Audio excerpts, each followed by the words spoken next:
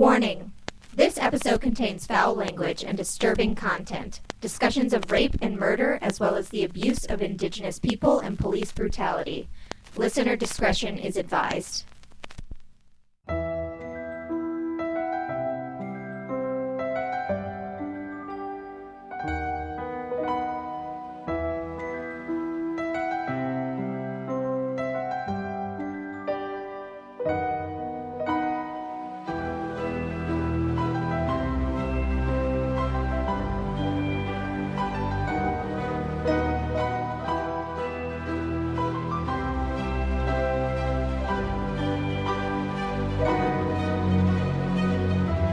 Hi, weirdos!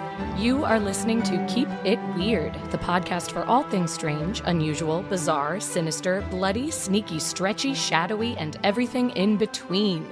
Each week we sit down together or with a special guest and we talk about something weird. Last week, we got to finally sit down in person with our first guest since early 2020 and jump into some Canadian hometown haunts. We had an absolute blast and wanted to continue our Great White North chat, but just a heads up, this week we are going a bit darker. We are taking a turn into Canadian true crime, and it won't be the most uplifting episode you've ever heard on this podcast. Do you believe, like most of us Americans, that every Canadian citizen is just the sweetest little maple syrup-covered angel in the whole wide world? Well, we're about to crush your dreams, because even Canada houses some horrible and evil human beings that are just out to cause pain. If you are up for it, grab a coat and a cozy blanket as we journey back to the north. My name is Lauren, and this is my co-host, Ashley. Hi, weirdos. Hello. Hello. Welcome back to Canada. DJ was so much fun. He's truly the best. So funny, Really so kind, so precious. Yeah. Liked him a lot. I know that you guys liked him too, because we got a ton of messages telling us so, and I choose to believe you when you compliment me. Yes, we accept but it. It was also just so much fun recording in person again. I was like riding on a cloud. Yeah. I felt like that was the hardest we had laughed in a while. I mean, partially because DJ is so funny, but also just because when you can see someone's face and how they're reacting to something, it is so much more special. And I missed seeing those shocked faces when one of us says something ridiculous. And it was just so much fun. It was a blast. And even like after Lauren left and drove home, she got home and she texted me and she was like, I have so much energy. And I was like, me too. Like it was a good time. And I'm glad you guys liked it and could tell that we were having fun through the microphones. Yes. Sound like you were having a blast right there with us. Before we get into it today, I wanted to give a shout out to some new patrons. Woo, woo. Welcome. Welcome. Hello. Welcome back to the Weirdo Club, Devin Maybe and Kayla Ling. Hi, Devin and Kayla. Hi, guys. Thank you. As we've said before, you can always donate to the show, get all your bonus goodies, and leave for a bit and come back when you built up some episodes. We will never be offended by it because we love you unconditionally. That's not true. If you murdered someone, I would have to draw the line. Yeah. I would have to draw the line for sure. It would be a struggle inside me, but sure. We'd fight it a little bit, but we have to have some conditions. Yeah. That is true. Hello and welcome to Sarah England, who has a black cat silhouette as her photo, and I'm super into it. We already love you. Thank you. Emily Litz, thank you so much. Hi, Emily. Brendan B. Perry. Hi, hello. What up, Brendan? Nalani and Drew Martico. Okay, this was so cool. They donated to the Patreon. I actually went to high school with Drew. He was 1 or 2 years older than me, so we never really hung out or anything, but they donated to the Patreon and said that they listened to our show together all the time, and they talked about the episodes, and I just thought it was the coolest thing, and it made my week. So hi, guys. That is so cool. I think I saw a few messages come in from them, and I just saw something about Centralia and was like, oh, that's so much fun. Also, congratulations on your engagement. Congrats. That's awesome. Yeah, maybe we can have a joint wedding. Anyway. Joe and I will get married eventually. Hello and welcome as well to Alana Peters, Lauren Clark. Not your Lauren Clark, a different Lauren Clark. So close. Allie Farmer and Ashley Morningstar. No way is that your real name. And if it is, write us. I need to know. We have to know if it's real. And also, are you a news anchor? Because I would want to wake up with a morning star. I don't think a news anchor could get a job as a news anchor with the name Morningstar. Not in America, at least. There's so many Christians. Oh my gosh. That's probably true. That can't happen. Yeah, they'll be like, not in my country. Not here, not for me. Not Lucifer's name. Anyways, thank you all so much for donating to our show. Thank you, listeners, as well, for allowing space for them to receive shout-outs in occasional episodes. It's very cool of you to not complain about that. We really can't tell you how much donating to our Patreon does for our show. We chose to do that over ads, even though it's a lot more work with a lot less money. We just hate listening to ads, so we assume that you would as well. And we produce 2 bonus episodes a month for you guys with amazing Amy Hanselman and your favorite hothead, Handsome Joe. And we also send out a newsletter on the last day of every month that we put more weird stuff in. So if you have an extra $1, $5, or $10 a month that you'd like to throw to your favorite show, you can do that at www.patreon.com/keepitweirdpodcast. Sorry. I felt a burp coming on from the beginning of that sentence, and I didn't let it out. Oh, geez. The fact that you got through it so beautifully, I'm very impressed. Which, here's the thing. I'm an adult. I can just stop and belch. I'm also true. the editor of the show. Whatever. Yeah, so you can really do whatever you want. Alert, alert, alert. On Monday. So in 3 days, Tres Dias. Ask Me Everything premieres. Joe and I are dropping the first 5 episodes, and it would really help us out with like stats and all that stupid stuff you have to worry about when you have a podcast if you listen on Monday or whenever you get a chance next week. So the show is called Ask Me Everything. There is a 10-minute sneak peek available on iTunes and Spotify right now, and you can follow us on Instagram at Ask Me Everything Podcast. We know you all love Handsome Joe, so you're going to be obsessed with this show. It's hilarious. All of the questions you guys have been putting out on social media are so, so good. It's so much fun. I love seeing the way everyone's responding to them. So it's like, it's you and Joe saying like the most wonderful, hilarious things, but also I love the interaction with everybody else who gets to chime in. It's been such a blast. Yeah, we're hoping we can make it a really interactive show. We're planning on posting like our favorite comments on our Instagram as well, and we have a hotline that you can call and leave us voicemails. Yes, it's gonna be hotline. a lot of fun, and the episodes are super short. They're like lunchtime short, so you can listen on your lunch break to a whole episode. It's gonna be awesome. I love that. Something you can just squeeze into your day at any time. Perfection. Well, now that we've said a bunch of cute stuff, we're about to talk about some horrible things. So, another true crime episode. You guys know the deal. We're going to be talking about some dark stuff. It's going to get gross. If we giggle at something, it's not at the horrors that we are retelling, I feel like is good. Yeah. The coffee hasn't kicked in yet. My 7 p.m. fucking coffee has not kicked in yet. I'm super worried about what I'm going to be like at 10 p.m., but we'll see. Oh, Lord. We'll see how this night goes. Ashley, yes. We're hoping her brain is going to function. So far, I think you're doing great. So far, so good. I'm just losing words occasionally. Occasionally, my brain's like, searching. Word not found. Good luck. I mean, that was us last week trying to think of the word stocks. And the amount of people that have texted us to be like, it's stocks. You can tell they're listening to it. And it's like, listen, we Googled it after, obviously. But we also appreciate you guys shouting it out your car or at your headset at home. On social media. Please continue to do so. Yeah, never stop. Okay, I guess we will jump into the darkness. All you, lady.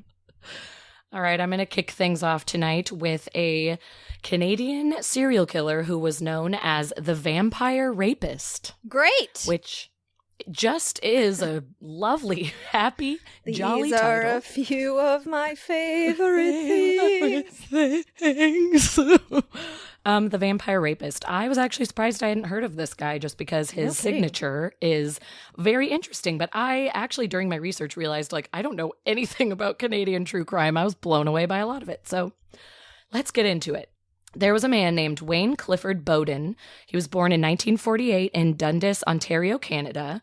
And unfortunately, not much is known about his life before adulthood and before his killing spree that started in 1969. I feel like usually when we talk about true crime on the show, we like to dive into a person's past and see what they went through. And there just isn't a ton of information on his family and his upbringing. But we do know that he was always a very quiet boy growing up and in school, but he was very athletic. So he was always involved in sports and still had a few friends here and there just because of that. He was on the football team throughout his schooling and was super tall and muscular, just really meant to be on a football team. He was like a big brick house. No, why am I saying nice? I know, like we hate this guy. I forgot for a second. I mean, congrats on being good at football. There were no red flags about his home life or his general behavior, but then we learned as a young adult, he did become a male model. He is a very handsome, tall, muscular man. And then he became a salesman. And again, even though he was quiet and shy and more introverted, he was good looking and he was charming. So modeling and sales make a lot of sense for this guy. Like he knew how to charm people. He was pretty flirtatious. That was kind of his jam. So that is the background we have on this asshole. So then fast forward to 1969. There's a woman named Shirley Audette. She was Boden's first victim on October 3rd, 1969. She was found wearing red wine-colored flared pants, a turtleneck, and a brown leather vest when they found her in the back of her apartment complex. She was raped and strangled with bite marks on her breasts. Very, very intense bite marks on her breasts. Like that's where the vampire part came from because it drew blood. They were deep into the skin. Like this was not just a little love bite. This was like, I am trying to draw blood kind of bite. Strangely enough, she had no skin evidence underneath her nails, which some speculated that she was willing to go along with the rough sex. It didn't seem like there were any defensive wounds, or just any evidence of that she was defending herself. Yeah. So it seemed like she had agreed to the sex in some way, but then obviously things went way too far. She was 20 years old. She was only 5'2" and 130 pounds, so she was very small and petite, and she probably didn't stand much of a chance to fight against him anyway, but also, may have known him and may have been dating him at the time. She was living in an apartment complex that was actually right next to Boden's. That's how they met, as they were neighbors. Shirley was living with her friend Kenneth, and Kenneth was out working a night shift the night of her murder, which would cause Shirley to become super nervous. She would always get anxious when Kenneth was out at work. I don't exactly know why, but he did work night shifts, so, maybe it was just something about being alone in the evening and not being in a super safe neighborhood, but she would call Kenneth several times while at work, and she liked to sit outside, where she felt mildly comfortable at least. And on Friday, October 3rd at 2 a.m., Shirley was sitting out front in one of her nervous fits, and that's when she saw Boden walk up to her. She called Kenneth at 3 a.m. to tell him that she had met someone, and she was excited about it, and that was the last time anyone had heard from her. Kenneth tried to call her back at 5 a.m. when he was getting off work and got no answer, and then when he got home, he found the body. And then immediately called police, and they pronounced her dead. And it was later found out that she was 5 weeks pregnant at the time, which is very, very upsetting. And there is a chance that it was Kenneth's baby because some articles did speculate that the two of them were more than friends, while others just said they were simply roommates and buddies. So we're not sure, but nobody knew she was pregnant until after her death, which is very sad that she was having that secret and thinking that this guy just wanted to have a nice evening with her and a nightcap, and this is what happens to her. I was going to say, even 5 weeks, she probably didn't even know she was pregnant. Yeah, she may not have known. Yeah, 5 weeks is super, super very, early. Very like, early. That's like, you just missed a period. Yeah, it's like, brand spanking new. So that is very true. She may not have known either, but just so sad that she didn't even have the chance to know, and that this fool ruined that for her, and only 20 years old with her whole life ahead of her. So that was his very first victim. And then just a few weeks later, Boden met his second victim, a woman named Marielle Archambault. Marielle was also 20. She was 5'5" and weighed 105 pounds. Again, a very petite, small, good-looking girl. This guy had a type. She was originally from Quebec and had moved to an apartment complex in Ontario. She worked at a jewelry boutique, and one night at a local nightclub, she met Wayne Boden. She had told friends later on maybe like a few days later that she had been completely entranced by a man she met at the club, and she wanted to see him more often. He was unlike anybody she had ever met before. She was picked up from work at the end of the day in, where are we? We're in late November. She got picked up from work at the end of the day and introduced all of her coworkers to Wayne Boden, but she introduced him as Bill because that's what he was going by. So they went out together on November 25th, and the next day she was found dead in her apartment at 1:45 p.m. That's fucking November 26th, ballsy. 1969, right? Marielle did not come into work the following day after leaving with this mysterious bill, so her boss tried calling her, and when there was no response, he went to her apartment to see if she was okay. He was able to get the landlord to open the door, and that is when they discovered her deceased. She was still fully clothed. That's another weird thing, is like after the sexual assault, it seems like he likes to dress them, or at least put their clothes partially on, which is just, it's so weird. It's also weird. She had on brown pants and a green shirt, and 3 of her buttons were missing. Her bra and pantyhose had been torn, and she had clearly been raped, abused, and strangled, and very intense bloody bite marks were found once again on the breasts. The room she was found in appeared to be totally clean and nothing disturbed. Again, it seemed like he was invited in. You know, she had already met this guy, been with him at the nightclub, like wanted him to be in her bedroom. So he used his charm to get in there. And there were signs that she had put up a bit of a struggle, but again, it didn't seem like anything too intense, that she probably just didn't even have the chance to, because she was also very tiny compared to him. The police did find a crumpled up discarded photo, and that they decided to release to the public to see if they could get a hit on the person, because they started asking the coworkers during the investigation if they knew the man in the photo, and mistakenly the coworker said, yes, that's him, that's Bill, because the man did look like Bill. He looked very similar to him. So the police put the picture out. They think they finally have this big lead. It's a break in the case. But then family members came forward almost immediately and said, that's her father, her deceased father from like 5 years ago. So it was, I'm sorry, I know, I can't help but laugh at that too, that it was like, that was supposed to be the big moment. And someone was like, that's literally her dad who died a few years ago. Jeez. And she had a photo of him. But in the coworker's defense, they had only met him once, and they do have similarities, but it's also like, it's come also on, 1969. It's not like you had HD, like high-res photographs.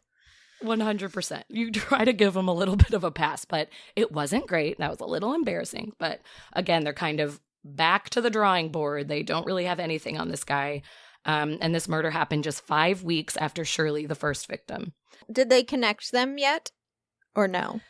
They did, because of the bite marks on the breast and that they were in like a close vicinity to each other. Okay. So that was about it, of just saying like, okay, this seems like the same MO, but they just had nothing else to go on except for the bite mark. But we will talk about the bite marks a little more intensely in a little bit. Okay. So his third victim, Jean Way, was again a very beautiful, very petite young woman, age 24, 4'11", very small, and 110 pounds. All these tiny, sweet girls. Yeah, I wonder if that was a choice because they were easy prey, or... That's kind of what I'm getting. Yeah. I mean, just because he knew he could get away with it, and I don't know. Or sometimes when victims choose small people, it's because they have... As weird as it sounds, they have a fetish for, like, children, but they wouldn't stoop that low. Like, they're too not gonna low go for them. pedophilia. Yeah. They're not pedophiles. They're just rapists and murderers. And it's like, all right. You know, just rapists and murderers. But no, I could totally see that as well, because these were very young women, but still of age. But yeah, but all so small, which...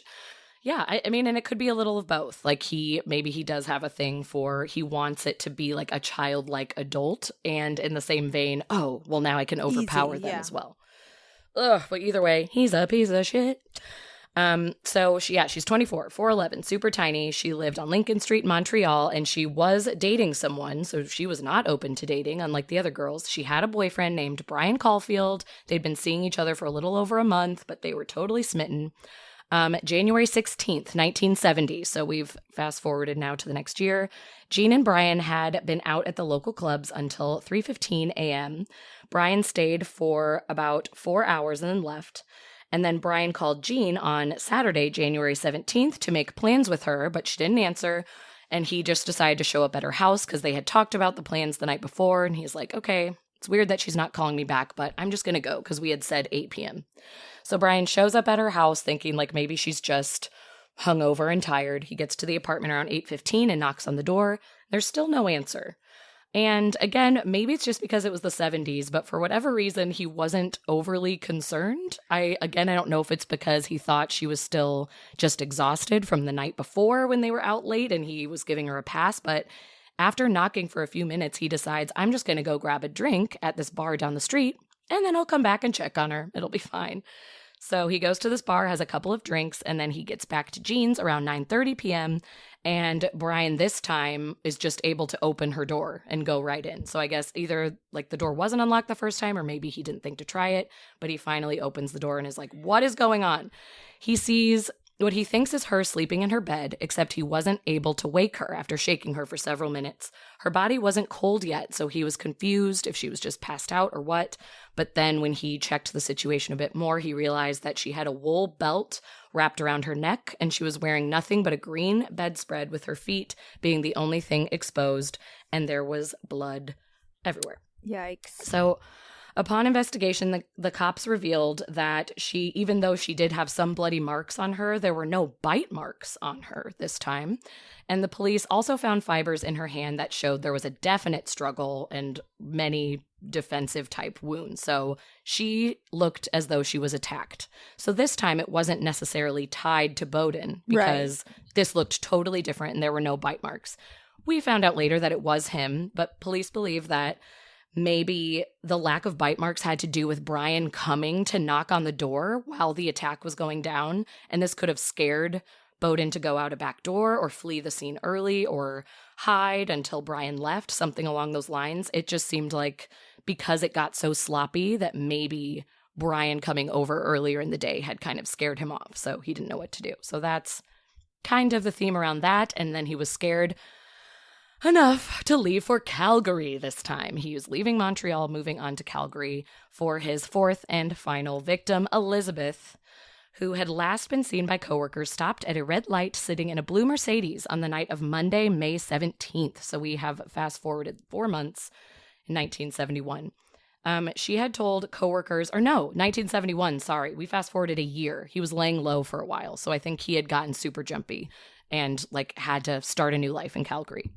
So she's at a stoplight and she sees her coworkers, and her coworkers had been told earlier in the day that Elizabeth was going on a date with a new man. So they were really staring at them. They got a really good look at the car, a really good look at the guy, and they were making their judgments because their friend was going on a date.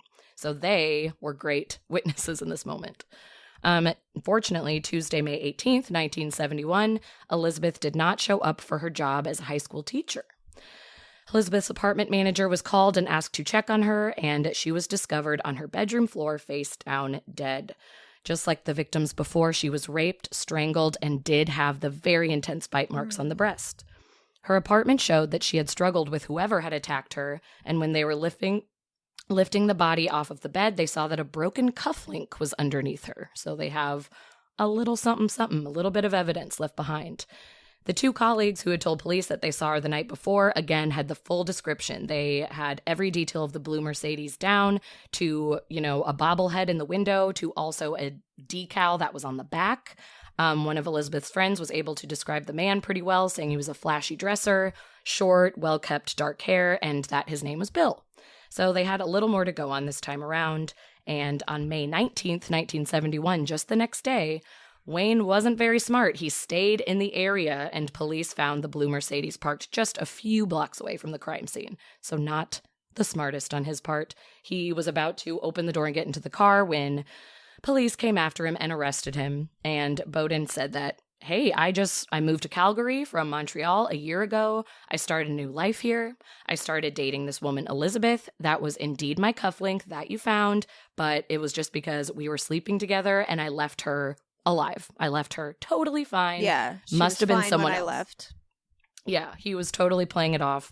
Police department was holding Boden under the suspicion anyway because They weren't buying it, of course, but still just did not have enough to charge him. Until, this is what I think the fun part of the story is, a man named Gordon Swan, an orthodontist in Calgary, was approached by authorities to try and see if Boden could be identified as the killer through the bite marks on Elizabeth's breasts. Canada at the time had nothing in their literature about forensic dentistry. There wasn't anything at the time. Now we go off teeth all the damn time. Yeah, but remember, it's actually like bad. Yes. The bite marks, exactly. They've proved, unless the thing is, if you have, I feel like especially back then, like if you have very distinct teeth. Yes. You know, then you can I be think discovered. that you can probably figure it out. Yes. It's like, it is like if not you have the a most snaggle reliable, tooth or but... something. Yes, for sure. Yes. If you have like a very specific smile going on, someone can identify you. But at the time, they really weren't using teeth at all. So this was kind of the first time where they were like, can we do this? So Gordon Swan decided to write to the FBI to get more info, and Swan received a letter back from J. Edgar Hoover himself. Damn. I know. Telling Swan to get a hold of a man in England who had dealt with between 20 to 30 cases on the same issue, and that he could be an expert on this. So he's like, this is my guy. Go to him. I got a tooth guy. I got my tooth guy. He's over in England. Just hop on the boat, get over there. Gordon Swan, armed with a cast of Wayne Boden's teeth, made the discovery that showed 29 points of similarities to the bite marks on Elizabeth's breasts. The evidence was so strong that it was able to convince a jury that Wayne Clifford Boden was guilty of murdering Elizabeth Porteous, was her name, and the judge immediately sentenced Boden to life in prison. So, as you said, yes, teeth aren't always reliable, but to have 29 points of similarities, he had a unique enough bite that they were like, oh, yep, we got him. And the jury was all on board with it. So Boden was transferred to Montreal, where he admitted to the murders of the other 3 victims after much pressing, and actually was dismissed. There was a 5th murder where somebody else bit a woman's breast, but it turned out to randomly not be him. It was just some one-and-done guy who got arrested for it years later, but that everyone thought 100% he was lying about it, but got away with that one because it was some other copycat dude. But he got 3 more life sentences for the 3 other women and was sent to Kingston Penitentiary, where on Wednesday, February 16th, 1972, he began his life behind bars. And then there is one more thing to this story, if you can even believe it. 5 years into Boden's sentence, it was 1977, he was somehow granted a credit card through American Express. What? No one knows how he was able to get a card and why on earth American Express gave a prisoner a credit card, but it happened. He took advantage of the card on a day pass. It was one of those days where you get to go out, but you're monitored by somebody. You're supervised. You got to go out. I didn't know that multiple murderers got day passes. I didn't think so either, but it is Canada, and I don't understand all the rules of Canada.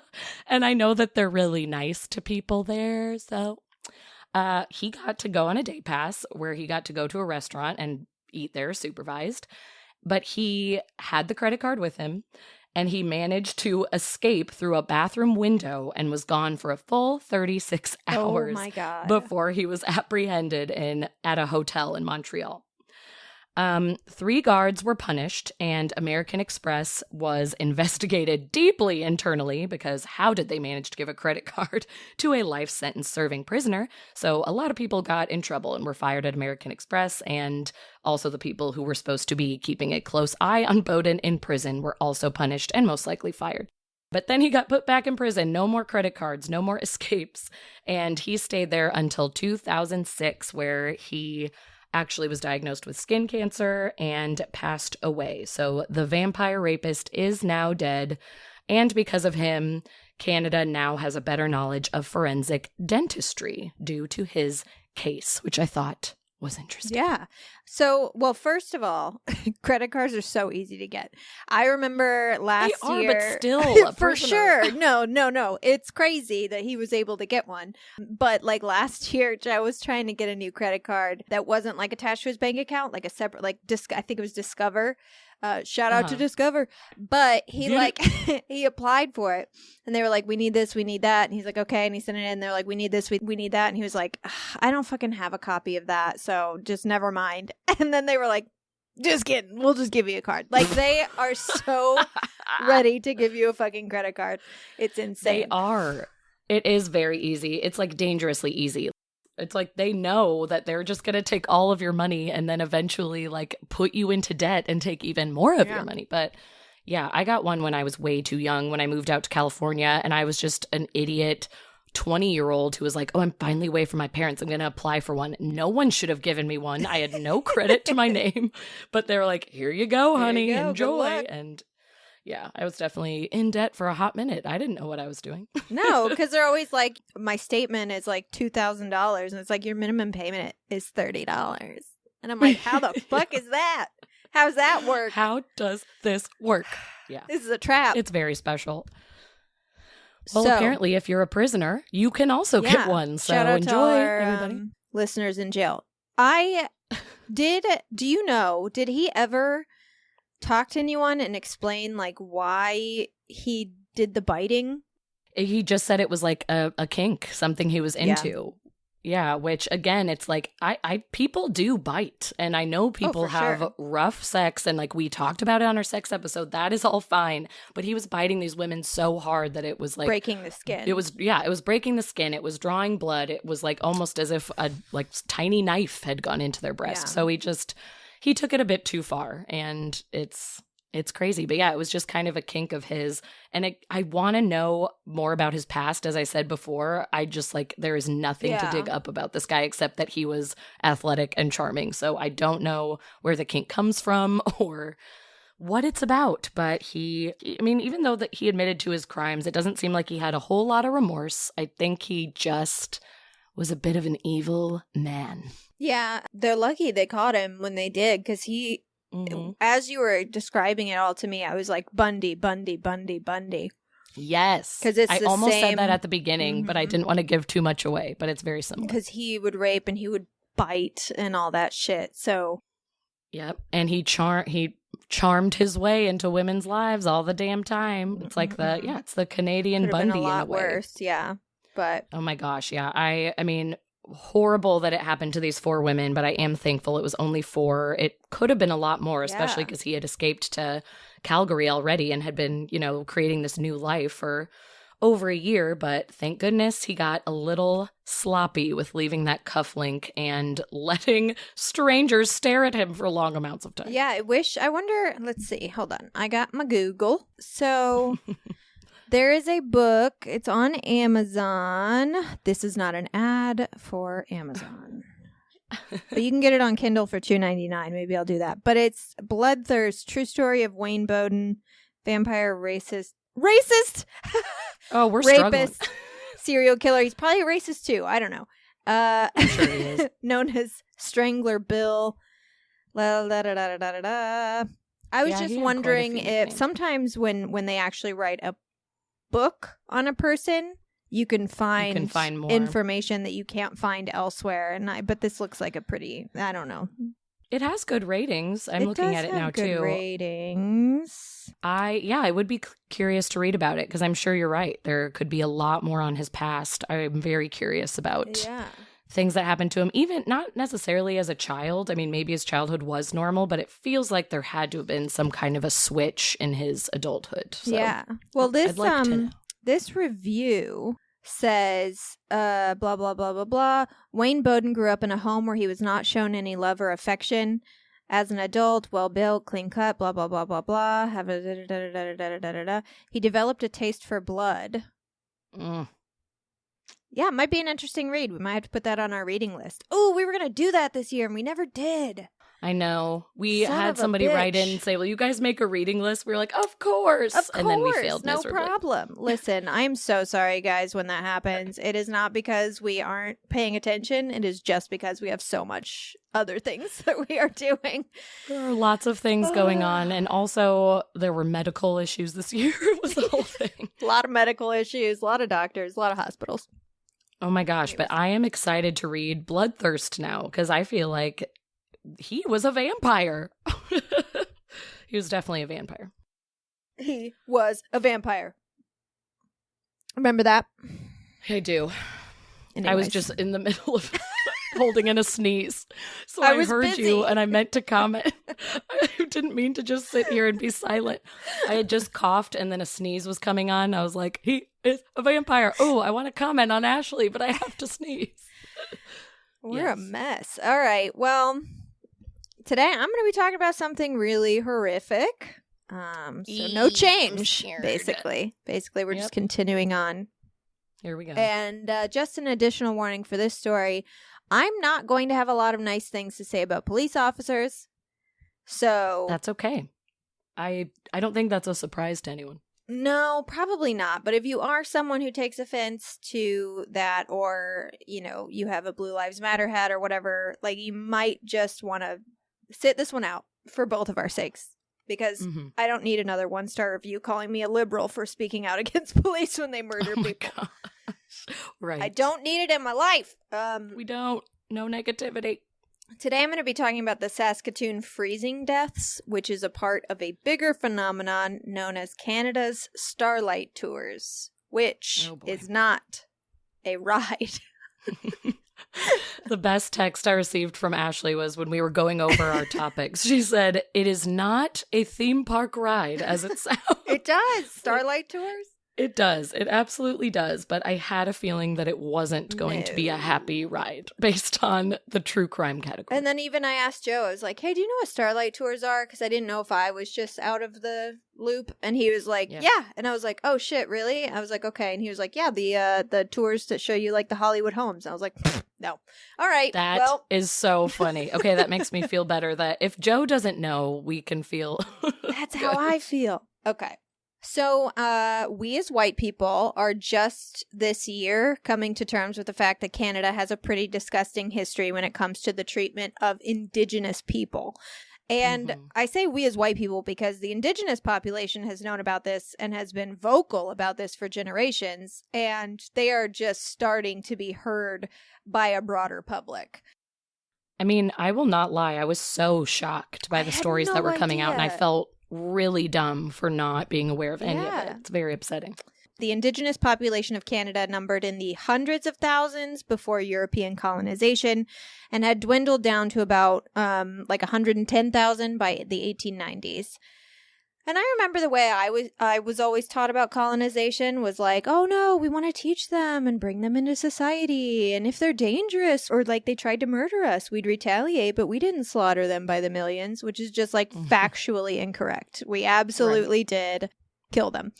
In May of this year, the remains of 215 Indigenous children were found in unmarked graves on the property of a residential school. And for anyone who doesn't know, these schools were boarding schools that Indigenous children were sent to in an attempt to assimilate them into white culture.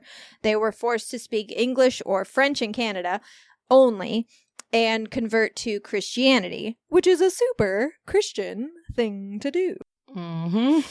This particular school was the Kamloops Indian Residential School. It was the largest one in the school system. Thousands of children died in these schools, and their bodies rarely made it home to their families. And the last federally run school didn't close until 1996. Jeez, I cannot believe that. That is such a long time. Yeah, such a long time. And the thing is, like, they've found 215 bodies. There's more. Right. They've already done, like, ground scans. There's more graves. They just haven't been able to uncover them all yet. So, oh my gosh. And the youngest child was 3 years old. No.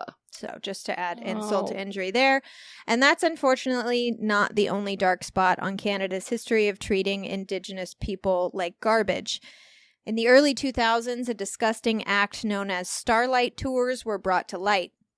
Also known as starlight cruises and midnight rides, this act involves a police officer picking up an Indigenous person for whatever, jaywalking, drunken disorderly, loitering, whatever they wanted to charge, and then driving them out to the middle of nowhere in the winter, sometimes even taking their clothes and leaving them there to die.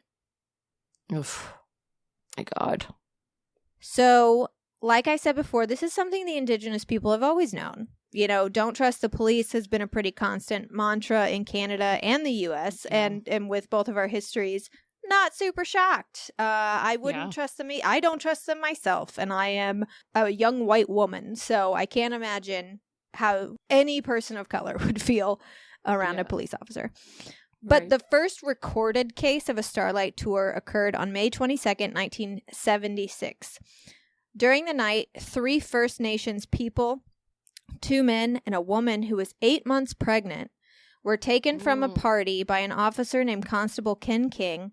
They were driven to the outskirts of the city, dropped off by a power station near the South Saskatchewan River, and forced to walk back in the deadly freezing temperatures.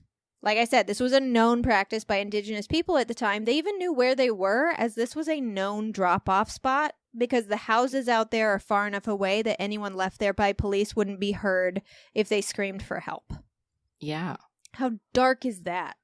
Oh my gosh, this is so disturbing. I can't wrap my head around it. But these people actually survived the night, and they reported this event, making it the first recorded occurrence. Constable King was charged with discreditable conduct, and he was found guilty. He was charged with a $200 fine, which was about 1 week's pay for him. What? That's it? For attempted murder, which is exactly what this was. He just got a freaking fine. $200. And then, no time off, no suspension, nothing. At least give us a suspension. No. Even a suspension is garbage, and we all know that, but it's like tale as old as time. We hear that with police officers always. So I just can't believe he didn't even get sent away from work. No. I want to throw up. Okay. Not everyone was as lucky as those 3, though. In 1990, the body of Neil Stonechild, who was a teenager in the Salto Cree First Nation, was found frozen in a field on the outskirts of Saskatoon. Police ruled his death an accident after a pathologist determined that his cause of death was hypothermia. The police said there was no evidence of foul play, but his family noted that when they viewed the body upon burial, his face was swollen and he had marks around his wrists. They said it looked like his nose had been broken and that he had been tied up or possibly in handcuffs, which was corroborated by one of his friends, Jason Roy, who reported that he had seen Neil handcuffs in the back of a police car with his face cut open and bleeding 5 days prior to his body being found. Jeez. Even though he told people and reported this to the police before the body was even found, even though he submitted these reports to the police twice, even though his account of events matched up with the injuries found on the body, police maintained that Stonechild died of exposure while he was on the way to prison to turn himself in. Which... Jeez. What? If you're gonna lie, at least make up a good lie. At least come up with something a bit better. So I can't. In January of 2000, getting closer to today, in January of 2000, a man named Daryl Knight became another victim of a starlight tour, and he was luckily able to survive the 3-mile walk home in -7-degree weather. He was driven outside the city limits of Saskatoon by officers Ken Munson and Dan Hatchin, and made the walk with only a t-shirt and a jean jacket and a pair of jeans. Oof. In -7. That just makes my body hurt. Painful. I can't imagine what that would feel like. Yeah, at some point your body just goes numb and you probably don't even know if your legs are still moving. Exactly. And sometimes you literally die. I mean, dying of hypothermia is terrifying, but basically what happens is your body gets so cold and you can't even function basically, and then you start feeling hot. You start feeling really, really hot, and sometimes people will even shed their clothes because they're feeling so hot, and I'm sure it's extremely confusing. I mean, by that point, who knows what your brain is doing? I was going to say there's probably a disconnect of your brain from your body, so that's why you start ripping off your clothes, and that's when you really freeze to death. And then you freeze. Oh, yeah. Knight reported he was leaving a party when the 2 officers grabbed and cuffed him. They dumped him in the freezing weather, and as he called out to them, "It's freezing out here," they said, "That's your fucking problem," and sped off. what kind of garbage person do you have to be? When Munson and Hatchin were asked to explain their actions, they claimed that Knight had asked to be dropped off out there so he could, quote, walk off his anger. So they were doing him a favor. Yeah, he asked for it. We were just letting him do his thing. Yeah. It's fine. Knight said he wasn't going to report the incident with the police because he's seen so many others attempt to do so and get ignored or worse, paid attention to, and then they have their lives fucking ruined. Yeah. But within days, the frozen bodies of 2 more First Nations people were discovered in the same area that Knight was found by a security guard who let him call a taxi. So, as a result of this incident, Knight was asked to make a full report, and that report set off a chain of events that included reopening the Stonechild case, the teenager, and revealing then to the public the extent of what was going on and how long it had been going on for. Good. Glad they finally told the world. But, despite growing attention, neither of the 2 investigations produced any criminal charges. They said no police involvement was proven in the cases of the new dead men, and all of the responsibility was placed on the victims, saying that they were drunk, they must have wandered out there on their own and frozen to death. Oh my God. The inquiry into Daryl Knight's incident did result in a conviction, though. Both Munson and Hatchin were sentenced to 8 months in prison. Just for reference, the maximum possible sentence was 10 years, and they got less than 1. They were sentenced to 8 months. They probably served, 5, 6 maybe? I was going to say, I'm sure they got, good behavior and were let go. Knight eventually left Saskatoon and moved to British Columbia because he had such horrific PTSD. He still, to this day, has trouble hearing and communicating as a result of his experience and being in the cold temperatures as long as he was, and he has never received an apology from the officers or the police department for what was done to him. Of course not. Oh my gosh. I know, it's the most frustrating thing. It's so dark. In 2003, 13 years after Stonechild's body was found, an investigation into his death was finally reopened. Just a reminder, Stonechild was the teenager who was found frozen to death. The inquiry lasted a little over a year, and it was found that constables Larry Hartwig and Bradley Singer had taken Stonechild into custody before his death, even though the police department claimed that they didn't have contact with him. Right. In November of 2004, Hartwig and Sanger were fired from duty. They appealed their dismissal and were rejected, but no criminal charges were filed, and as of 2021, no officer has ever been convicted for a Starlight tour. Wow. The 2 guys who got 8 months were convicted of unlawful confinement. Basically, they took him into custody without a good enough reason. Yeah, and that's probably just a slap on the old wrist. Oh, yeah, it was perfunctory. It was bullshit. I mean, it's the worst. Just trash. When human rights groups continuously try to bring attention to this alleged practice of the Saskatoon Police Service and, request inquiries into the multiple cases and accusations, the police insist that Starlight tours are a myth. That's what they're going with now. It's a myth. It doesn't really happen. Oh my God. They have excuses for everything. Oh, they sure do. But they're never good. No, the they're people are really buying bad. it. Some people in the police force actually admitted by saying they believed that they do happen, but they weren't inherently evil. Basically, that they were probably officers just growing frustrated about dealing with repeat offenders, since a lot of these indigenous people this happened to were painted as drunk or rowdy or what have you. And they're saying, maybe the police were just giving them a chance to walk off their intoxication and save them from being booked and fined, which is I don't know, a really fucked up way to sober someone up and still also an enormous abuse of power.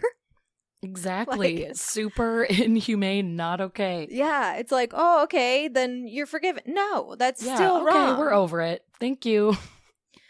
That's insane. Also, in 2012 and 2016, the Starlight Tours section of the Saskatoon Police Service's Wikipedia page was deleted several times.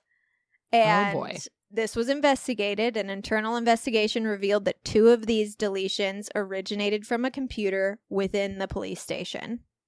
Oh, wow. A spokesperson for the force denied that the removal of the content was officially approved by the force. They said that they were only able to confirm it was someone inside the force, but they couldn't pinpoint who did it. Case closed.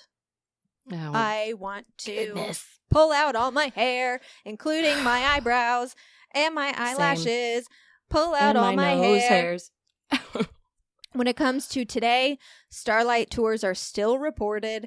According to CBC News, a man they call Greg, who did not share his real identity because he was afraid of police retaliation, claims that he has survived 4 starlight tours.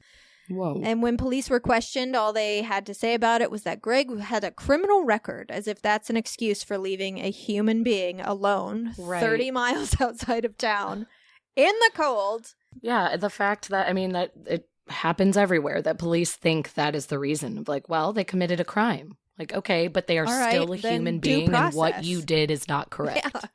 All right, convict them and have them convict them then. Appear in front of a jury of their peers. Like, that's the law, dude.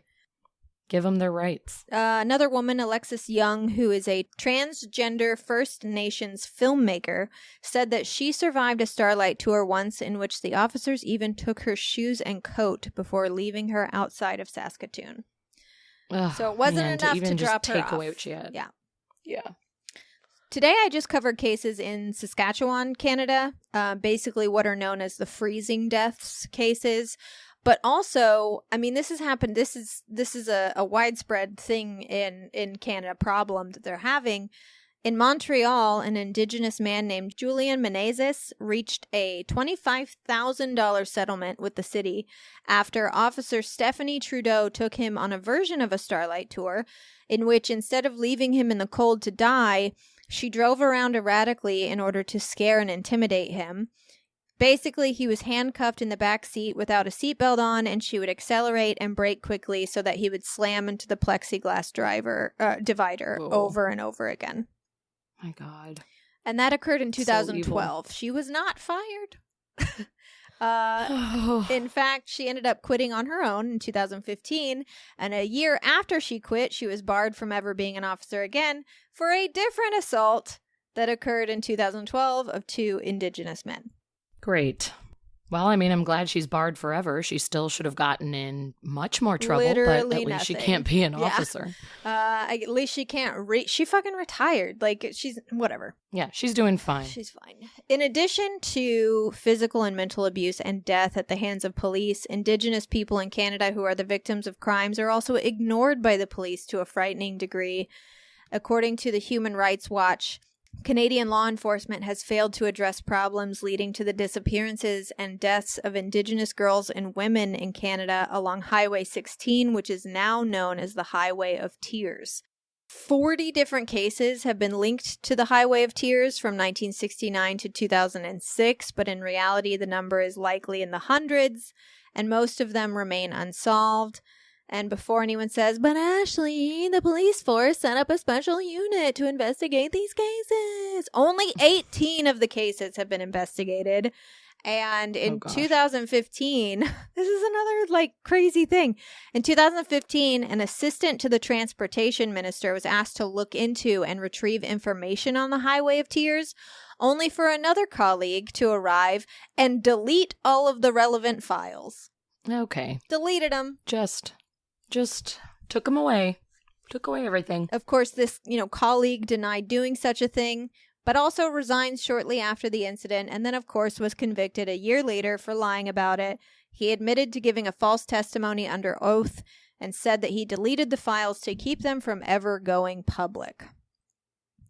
So, just a terrible person. All of that being said, I assume if you're still listening to this, you're probably already aware, but when people, myself included, say ACAB, which stands for All Cops Are Bastards, this is the kind of thing we're talking about, that it's not good enough to just be a cop that doesn't racially profile, or a cop that doesn't assault people, or murder people, or rape people.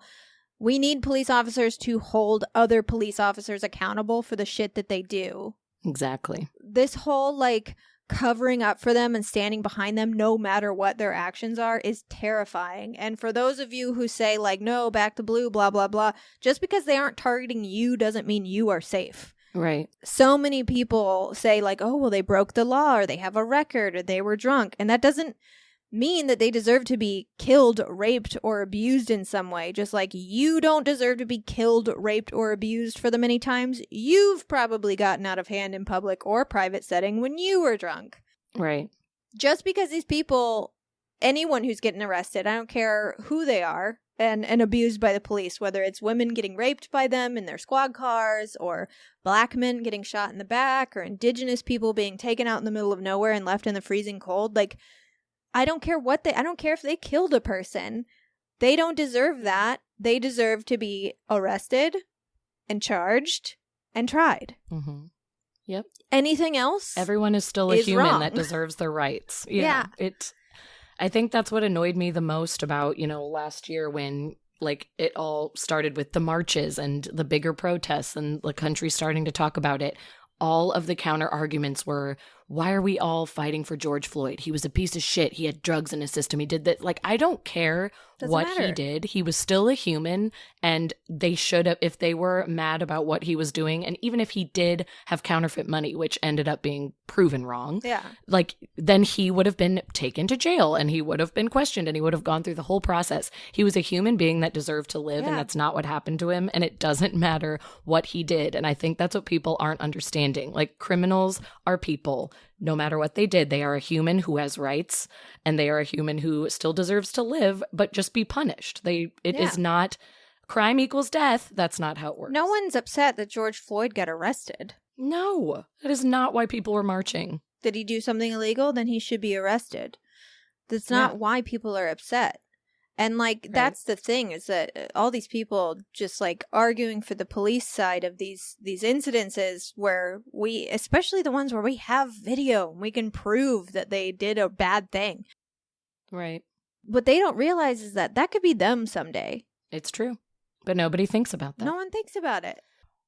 And we're not denying that there are a couple police officers out there who are good people, but as Ashley said, then they need to be holding the bad eggs accountable, and they need to be calling them out and making sure that they are getting in trouble for what they're doing, and they are getting fired, and they are getting put in jail. But instead, there's this, brotherhood and sisterhood, and everybody just sticks together and covers each other's asses, and it's not fair. And departments cover shit up for their police officers, and that's scary shit when you think about it. Like, whoever you are, it doesn't matter if you're a person of color or a white person or a Christian or a Muslim. Like, it doesn't matter. Like, it should be scary to every single person knowing that a police officer can come into your home, do whatever the hell they want to you, and nothing will happen to them.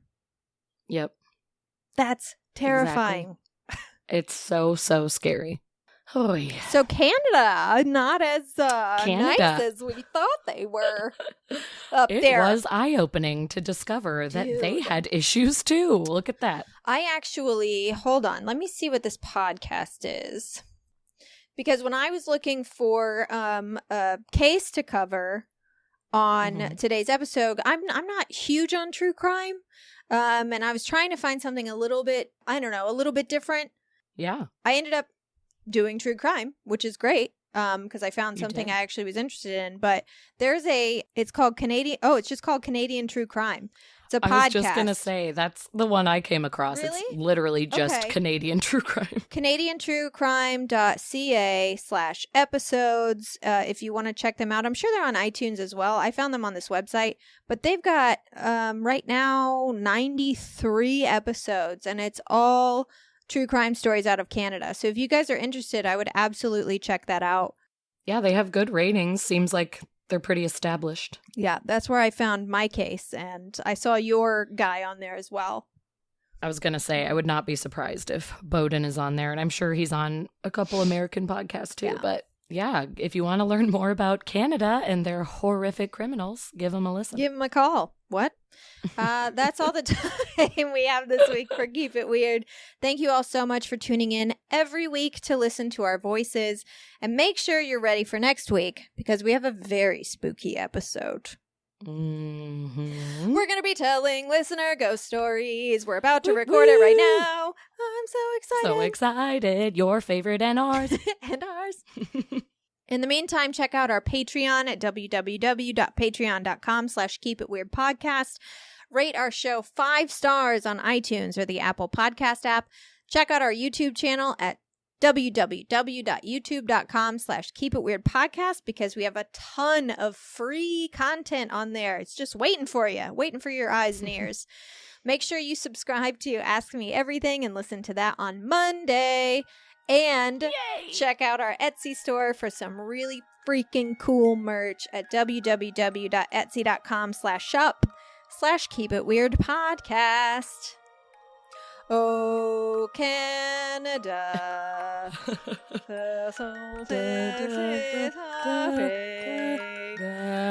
The only reason I know the tune is because of hockey games.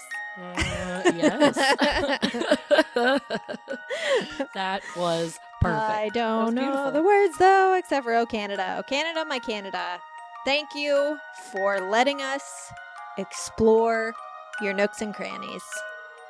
We really enjoyed digging deep into sure the did. great white north. I'm sure we'll be back. We'll be back, and we can't wait to try a bag of milk. Yes. And keep it weird. Eh? Eh?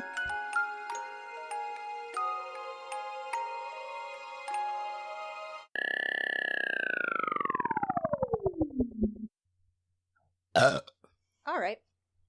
That's going to be the first sound you hear when you put your headphones on. You're so lucky. So lucky you get to edit this. I feel so blessed.